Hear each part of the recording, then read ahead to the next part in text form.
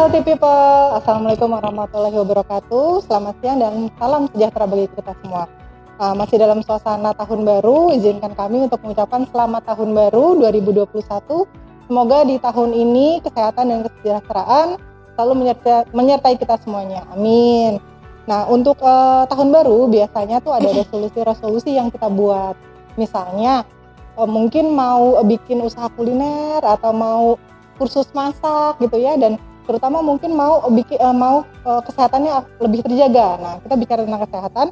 Hari ini kita akan berbicara atau ngobrol-ngobrol sehat dengan salah satu narasumber dari Rumah Sakit Harapan Bunda, yaitu Dr. Caroline Sidarta. Nah, untuk kesehatan biasanya kita hanya berfokus pada misalnya ngurangin volume makan, tapi kita nggak tahu apa sih sebenarnya kesehatan yang lain yang kita perlu perhatikan. Untuk itu selanjutnya kita langsung aja ngobrol dengan Dr. Caroline Sidarta. Selamat siang Dr. Tori. Halo Mbak Hani. Sehat ya dok? Sehat sekali. Sehat sekali, alhamdulillah. Nah, biasanya saya yang di situ padahal. Oh gitu. Sekarang kita bertukar, oh enggak? Sekarang Dr. Tori di situ sekali-kali merasakan kursi panasnya ya. Ternyata deg-degan. Nanti kita santai-santai aja ya dok ya ngobrolnya ya. Oke.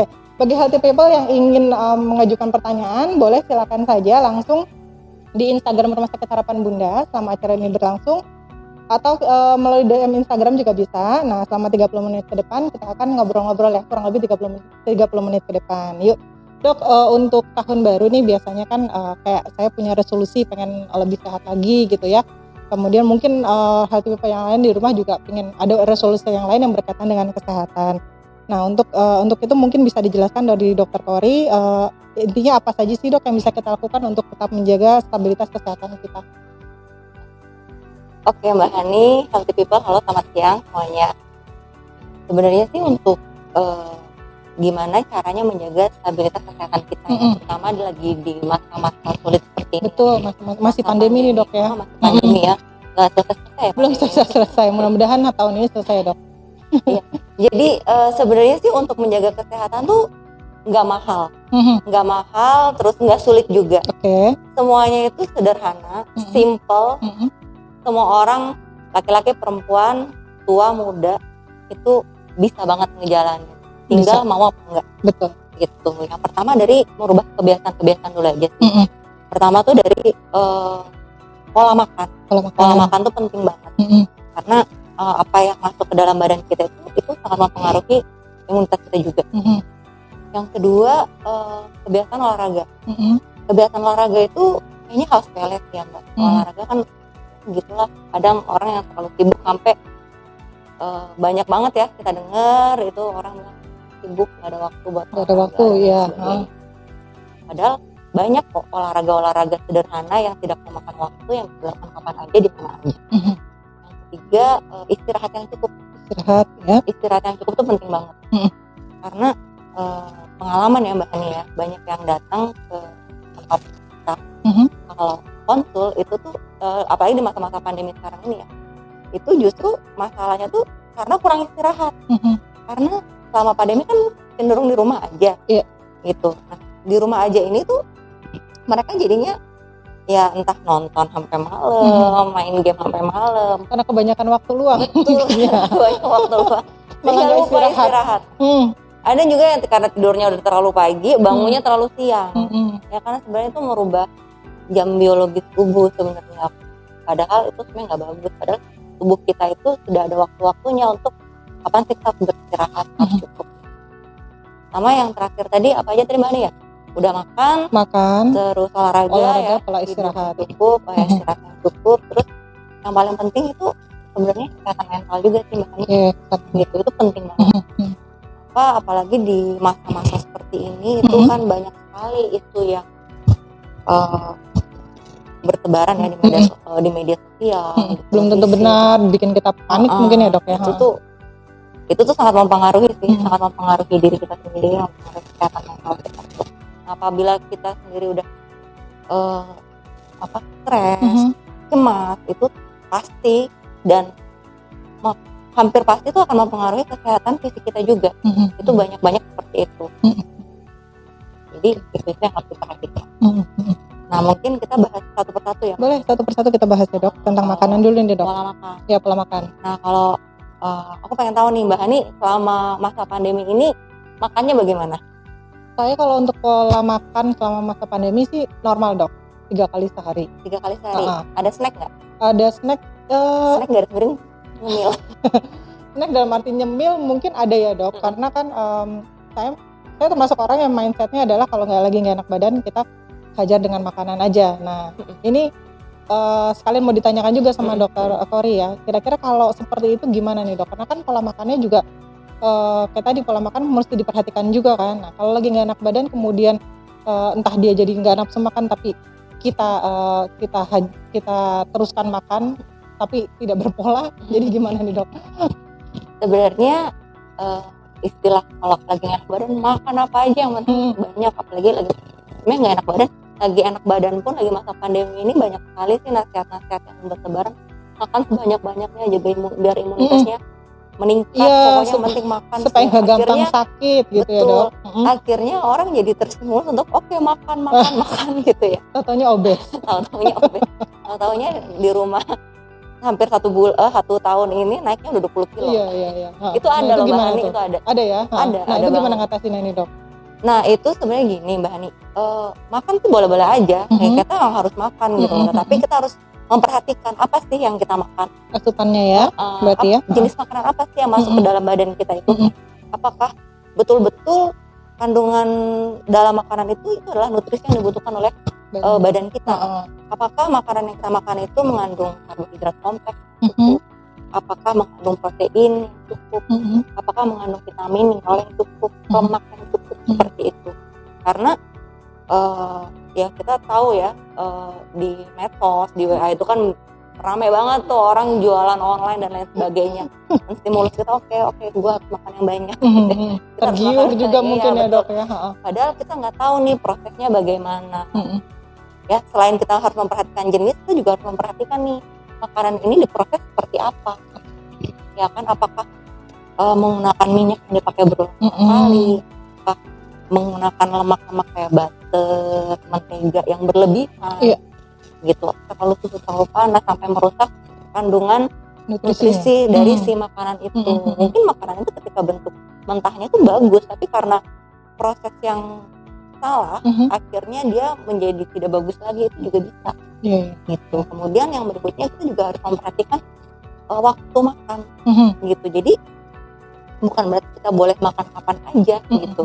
Tapi kita juga harus melatih badan kita untuk terpola di jam-jam makan tertentu.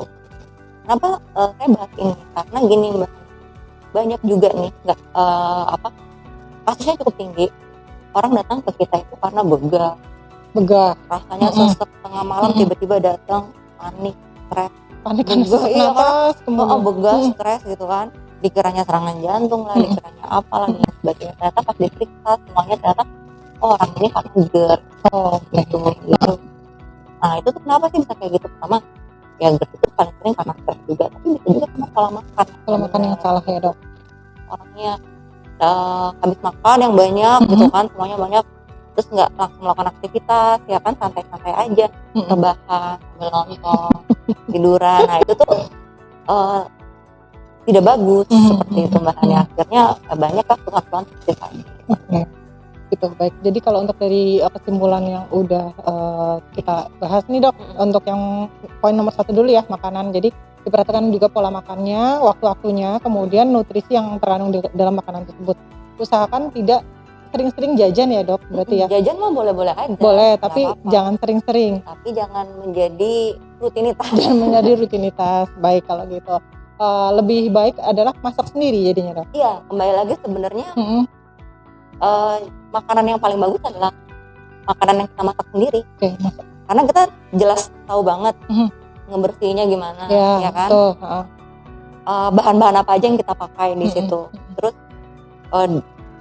proses pembuatannya juga kita tahu seperti apa. Jadi beli lebih terjamin juga ya. Betul. Baik kalau gitu. Nah kita lanjut yang ke berikutnya nih dok. Jadi tentang tadi yang kedua adalah untuk olahraga. Ya. Olahraga.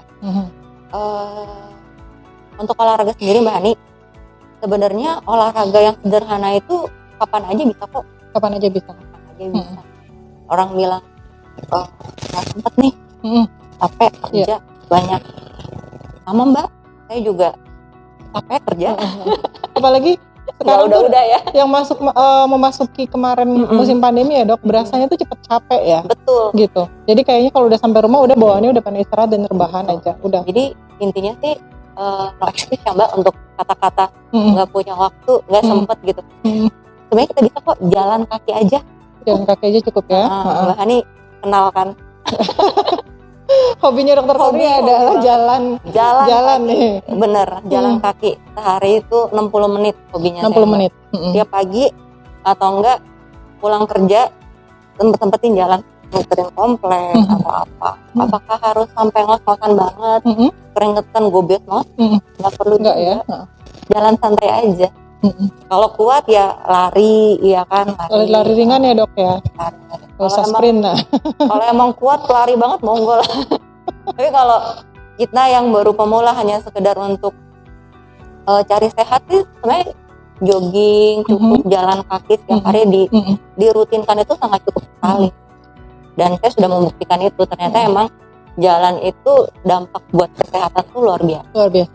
Nah, bagaimana dengan mereka-mereka yang sebelum pandemi ini terbiasa dengan nge-gym gitu nih dok. Nah, udah boleh belum nih dok kalau untuk nge-gym atau let's say berenang kan lumayan enak ya gitu. Kalau saya hobi tuh berenang dok. Nah, sekarang pas mulai pandemi tuh udah nggak sama sekali gitu. Jadi kan ada pertanyaan nih, boleh nggak sih sebenarnya melakukan olahraga misalnya berenang atau nge-gym? Kalau jalan kaki tadi kan selama kita mungkin nggak rame-rame ya dok ya, itu sih oke-oke aja ya, dan selama kita masih tetap menggunakan masker, bawa hand sanitizer atau disinfektan yang bisa dibawa gitu ya dok.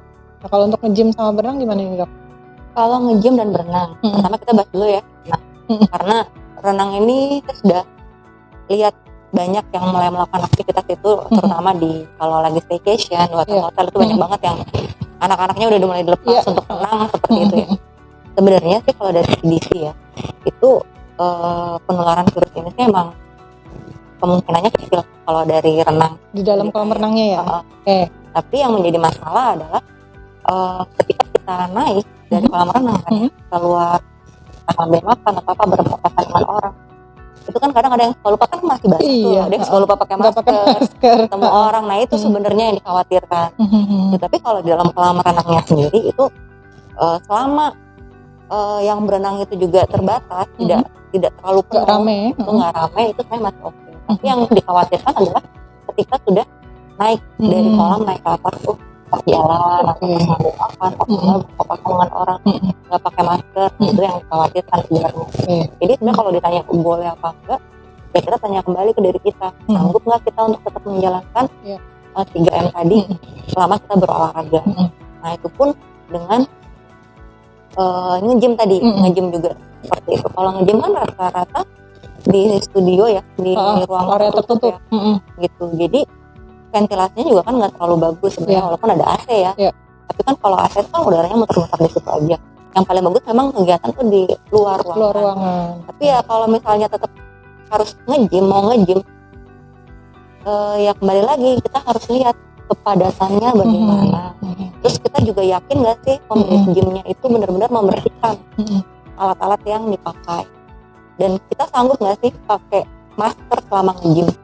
Kembali lagi, kalau misalnya kita nggak sanggup melakukan itu, pakai masker ketika nge-gym, ketika berolahraga, apalagi kan kalau nge-gym kadang-kadang tuh dia capek banget ya, gitu.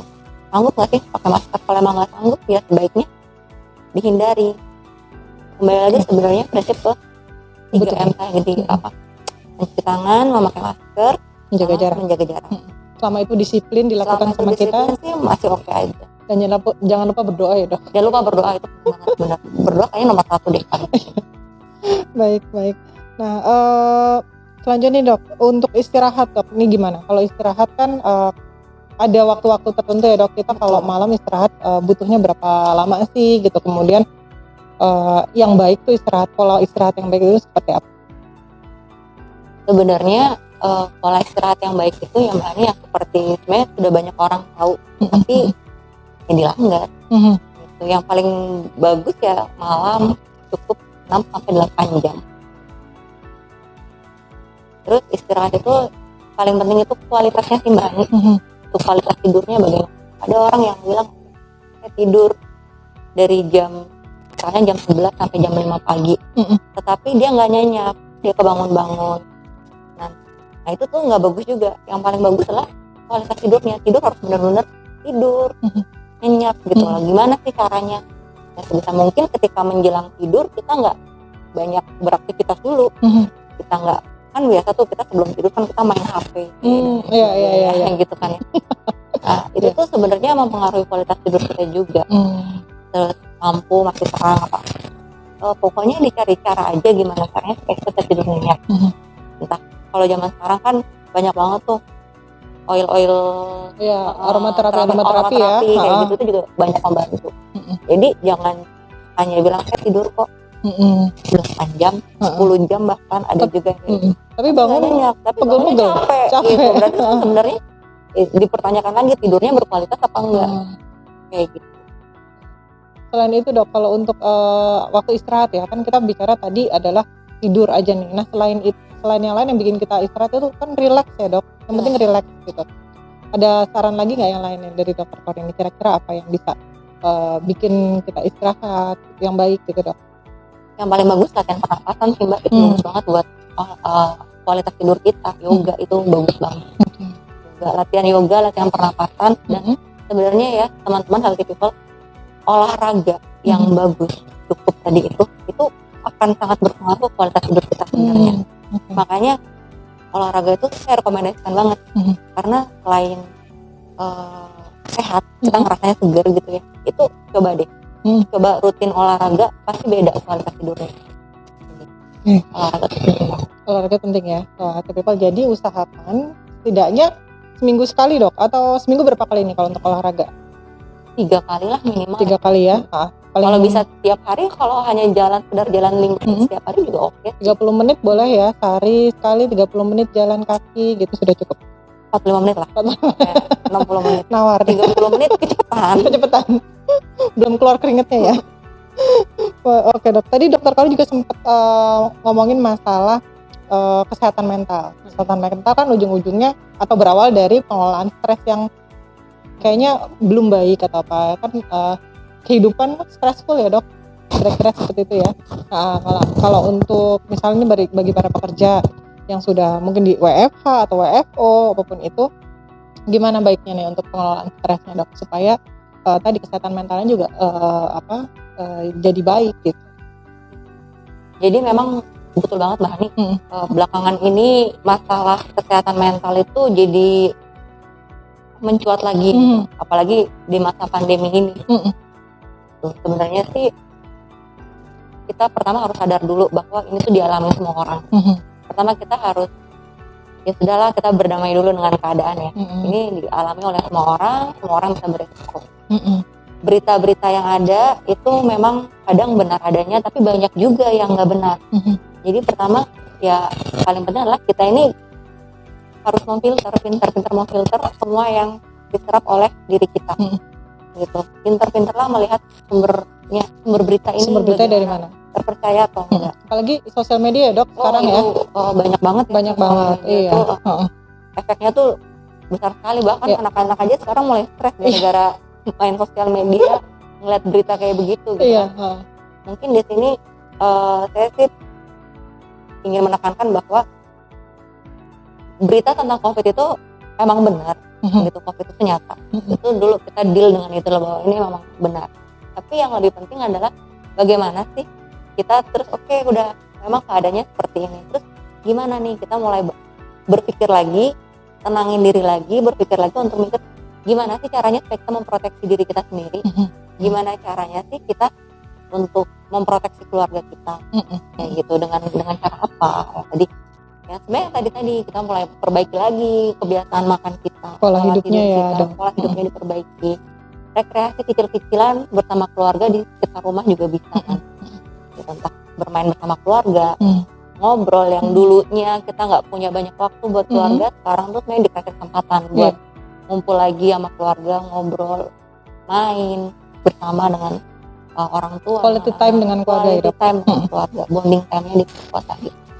Kemudian salah satu hal yang sering kita lakukan juga ya Mbak Hani ya, yang menurut saya juga cukup recommended ya, belajar yoga, latihan pernapasan dari YouTube banyak banget gitu. Latihan dulu itu juga bisa menenangkan diri. Yang penting jangan terlalu panik, tapi justru berpikir apa sih yang bisa kita lakukan untuk menjaga diri. Menjaga diri kita sekaligus menjaga keluarga juga ya dok ya, dengan seperti itu. Nah, tadi kita sudah banyak sekali kita bahas nih dok, dari makanan, kemudian dari olahraga, istirahat yang cukup, sama pengelolaan stres. Mungkin ada hal-hal simpel lagi yang lain, misalnya dok ada pertanyaan dari follower Instagram Rumah Sakit Harapan Bunda dok, dia nggak suka minum air putih dok, padahal kan air putih bagus ya dok. Ini sesimpel minum air putih sebenarnya, karena air putih kan buat badan kita untuk asupan cairan di dalam tubuh itu sangat-sangat baik ya dok. Dia nggak suka minum air putih tapi minumnya berwarna terus nih dok. Nah ini gimana dok, kira-kira dari kalau saran dari dokter Kori gimana? Kalau saran dari saya, kita itu ibaratnya, badan kita ini kan ibaratnya kayak tumbuhan ya. Tumbuhan aja kalau nggak dikasih air aja siangnya kering ya, kalau pagi-paginya nggak disiram gitu. Apalagi badan kita sendiri. Sementara tubuh kita itu kebutuhannya akan air itu luar biasa gitu. Makanya jenis zat yang sangat dibutuhkan oleh tubuh saat ini juga air gitu. Satu hal yang paling penting. Kalau memang kita nggak suka minum air putih dan kita menggantinya dengan minuman-minuman Yang manis, yang penuh tinggi gula, sebenarnya kebutuhan cairan kita juga nggak terpenuhi dengan maksimal, karena kan ada zat-zat lain yang terkandung di minuman-minuman yang manis itu. Kalau memang nggak suka air putih, kita bisa ngakalin sih dengan, mungkin kan karena air putih nggak ada rasanya. Iya. Kita bisa ngakalin, misalnya kita bikin infused water, gitu. Itu kan juga ada potongan-potongan buah ya dok ya, lebih bernutrisi segar kan. juga, gitu. Minum di infused water, dikasih potongan buah, dikasih didinginkan, itu juga kan segar sebenarnya. Kalau ada yang bilang minum air dingin nanti bikin gendut, bikin apa, sebenarnya enggak juga sih, itu mitos sih. Hoax. Baik, terutama untuk minuman bersoda kali ya dok ya. Teman saya ada tuh dok, dia seneng banget minuman bersoda gitu. Nah itu kan zat-zat yang tadi dokter Kori bilang, kita khawatirkan kalau kekurangan cairan atau minum cairan yang kurang baik itu ke ginjal ya dok, berarti ya, ujung-ujungnya bagaimana? Iya, jadi minuman-minuman soda itu efeknya itu sebenarnya mereka juga memperberatkan kerja ginjal, kerja hati juga, untuk membersihkannya itu juga jadi berat gitu loh. Sebaiknya sih tetap tidak ya, boleh sesekali, tapi jangan menjadi rutinitas. Ini sebenarnya kalau saran dari saya itu nggak ada yang nggak boleh banget gitu, enggak. Tapi semua yang berlebihan itu nggak baik gitu. Karena kan ya obat aja kalau dosisnya terlalu tinggi juga kan bisa bahaya ya. Gitu. Jadi selalu berlebihan itu dihindari. Kalau pengen banget ya nggak apa-apa. Sedikit-sedikit aja dok. Sedikit. Tetap utama adalah ya air putih. Air putih itu sudah sehat, pasti sehat. Terus 0 kalori juga, kandungan gulanya juga nggak ada. Jadi pasti aman, mau diminum kapanpun, dimanapun bisa. Sama satu lagi teman-teman, ketika kita nggak terbiasa minum air putih, sekarang sih masih muda ya, masih sehat gitu, jadi kayaknya sih biasa-biasa aja. Tapi ketika ginjal kita kerjanya dibuat lebih berat dengan minuman-minuman yang nggak benar, yang memberatkan gitu kan, lama-lama kan ginjal kita jadi rusak tuh. Kalau udah rusak, kita jatuh ke dalam gagal ginjal. Ketika kita pengen minum banyak, itu udah nggak boleh. Gitu. Suatu saat nanti bisa aja sampai ke fase itu. Gitu. Jadi nggak boleh lagi nanti kalau sampai kita jatuh ke fase gagal ginjal, kita misalnya nih haus pengen minum banyak, itu udah dibatasi minumnya. Gitu. Itu malah kan nggak enak ya, bahaya. Jadi teman-teman yang masih muda, yang masih oke, semuanya ya dijaga, minumlah air putih yang banyak. Jangan sampai nanti kelak ketika sudah bermasalah kita pengen air putih malah dibatas-batasi. Menyesal di kemudian hari. Baik dok, ada pertanyaan dari follower Instagram Rumah Sakit Harapan Bunda. Gimana cara kita untuk tetap berpikir positif nih dok, untuk para nih teman-teman dari nakes dok? untuk para nakes yang kerja di rumah sakit. Jadi berpikir positifnya nih gimana nih dok? Berpikir positif. Gimana caranya untuk berpikir positif terhadap apa ya? Mungkin situasi dan kondisi saat ini nih dok. Jadi supaya nggak stres ya. Tadi nyambung ke yang tadi nih dok. Gimana caranya untuk bisa berpikir positif? Bersyukur sih mbak. Bersyukur ya. Maksudnya apalagi ini kan tadi pertanyaan dari teman-teman nakes ya. Iya. Gitu, teman-teman nakes dimanapun teman-teman nakes bekerja, di rumah sakit manapun, di pusat kesehatan manapun, menurut saya kita harus bersyukur karena kita dikasih kesempatan untuk menghadapi ini. Gitu. Kok bersyukur sih ya? Gitu. Ya teman-teman kasarannya ya, kita masih diberi semangat, diberi kesempatan untuk tetap terus berkarya, menolong orang dan lain sebagainya. Ada loh teman-teman yang pengen kerja terpaksa harus berhenti ya karena perusahaan kolaps dan lain sebagainya. Menurut saya tetap harus positif bahwa kita masih bisa berkarya sampai saat ini. Kemudian kalau lelah, capek dan lain sebagainya, kadang kita kalau udah dihadapkan dengan apalagi posisi sekarang ya mbak, rumah sakit full dan lain sebagainya, saya juga kadang mengalami stres, depresi, apalagi lihat kondisi yang senyata-nyatanya kondisi pasien seperti itu kadang benar-benar bikin capek hati, capek mental. Tapi kembali lagi saya berpikir bahwa saya bersyukur bahwa sampai saat ini masih diberi semangat, masih diberi sehat, jadi masih bisa berkarya lagi. Sama satu lagi kuncinya sih nggak tahu ya gimana, tapi Mbak Hani menurut saya sih yang paling berpengaruh ya, olahraga tuh nggak menjauhkan dari pikiran-pikiran negatif sih. Olahraga tuh ketika kita fokus olahraga, kita aktif berolahraga, nyanyi kayak apa, ketika olahraga kita dengerin musik juga bisa, nyanyi apa, itu jadinya fresh lagi, kerja lagi gitu ya. Pokoknya sebisa mungkin untuk teman-teman nakes, kalau memang ada waktu di rumahnya, carilah kegiatan yang menyenangkan diri sendiri. Gitu. Lupakan dulu sejenak apa yang kita alami di rumah sakit. Ketika kita pulang, kita menikmati waktu kita, lakukan apa yang kita mau, nikmatilah waktu itu bersenang-senang. Ya sih, besokannya juga udah oke lagi sih. Ibaratnya handphone nge-recharge dulu di rumah waktu itu. Seperti itu ya dok ya ibaratnya. Olahraga ya. Gak bisa, aku tuh karena dokter Kori suka sekali olahraga. Oke dok. Nah untuk ngomongin olahraga dok, olahraga kan kadang-kadang juga salah satu cara yang bikin badan kita selain sehat juga mengecil ya dok. Gitu. Nah kita sekarang ngomongin sedikit bicara tentang diet dok.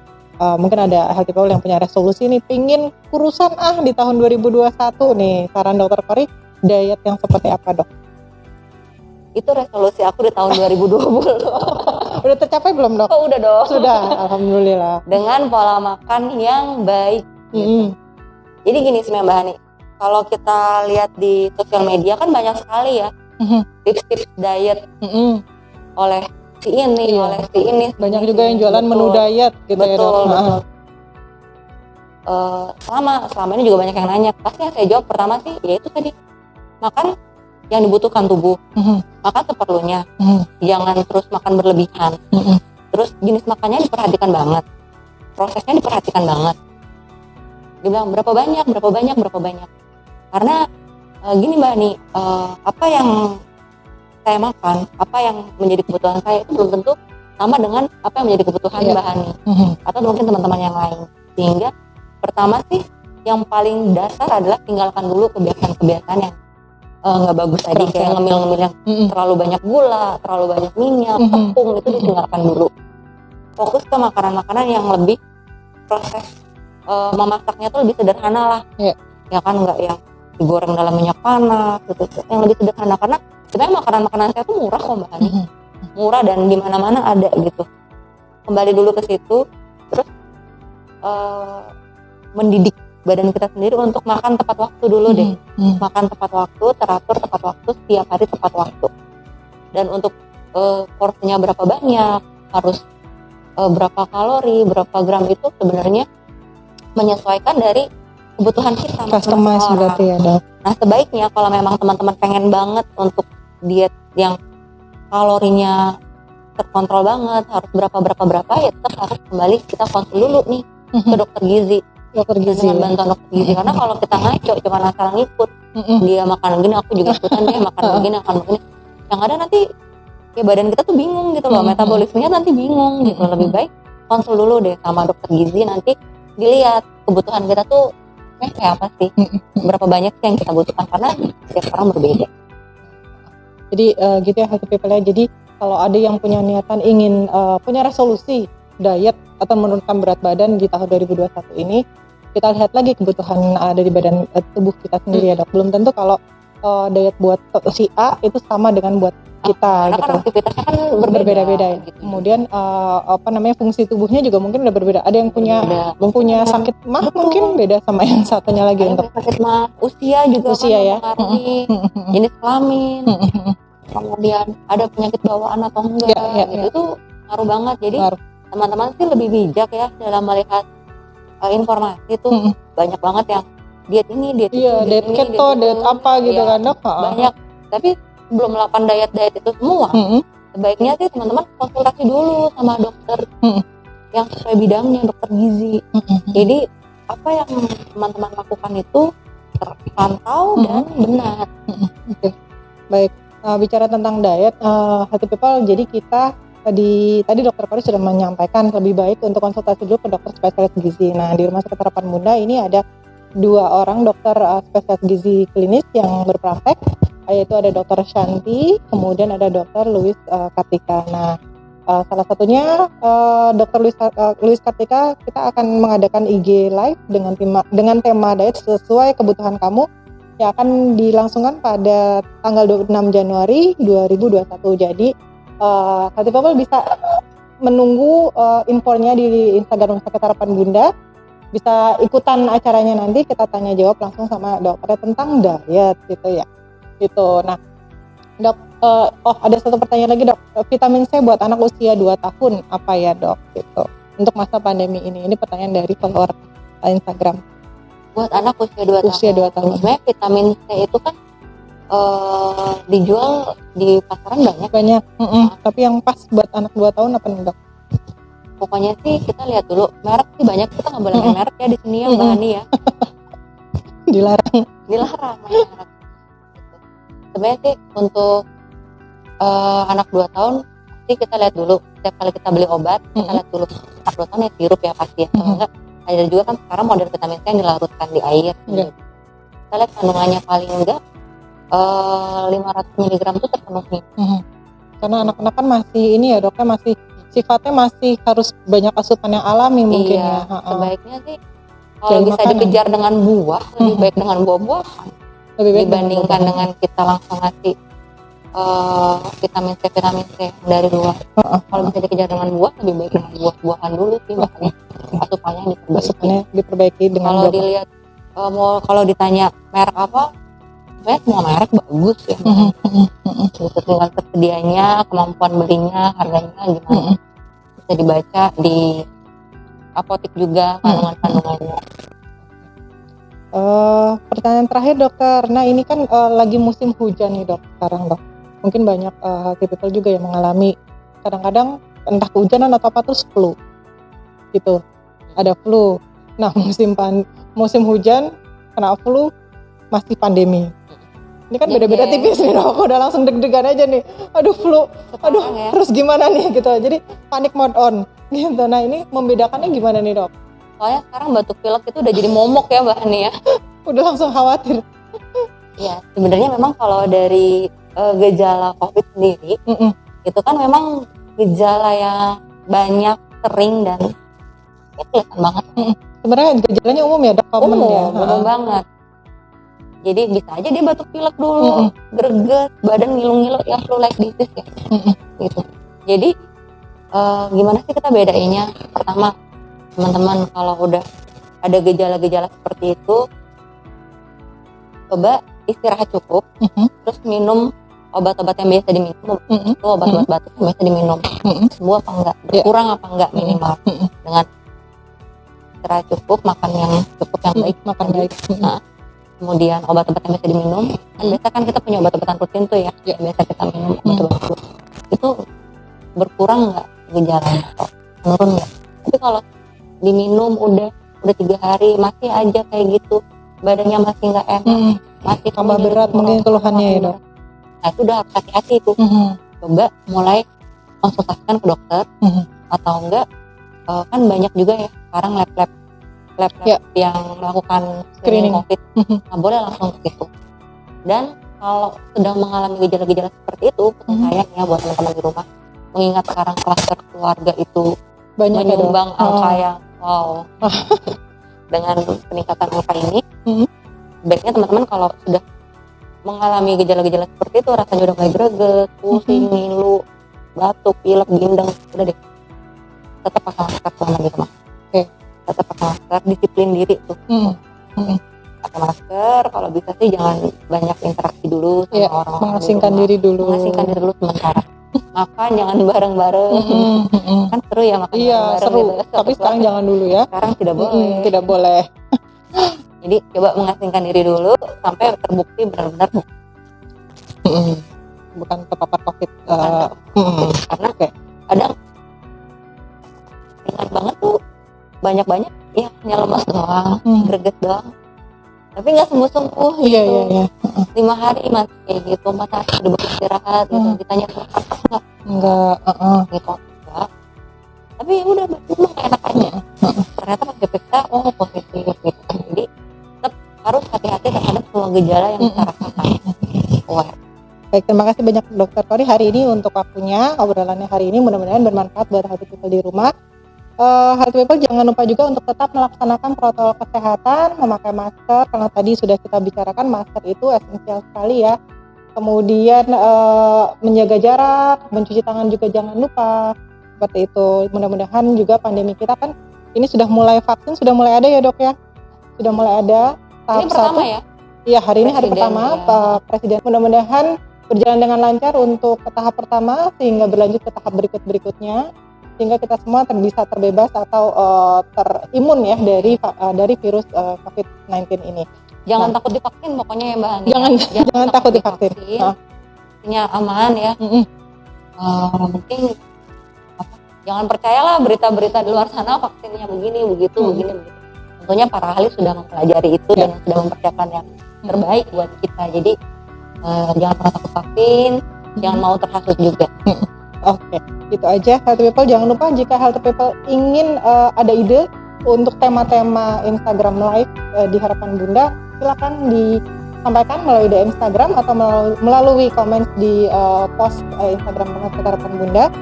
Sekali lagi terima kasih banyak atas atensinya. Mudah-mudahan acara hari ini bermanfaat bagi kita semua. Stay healthy and happy.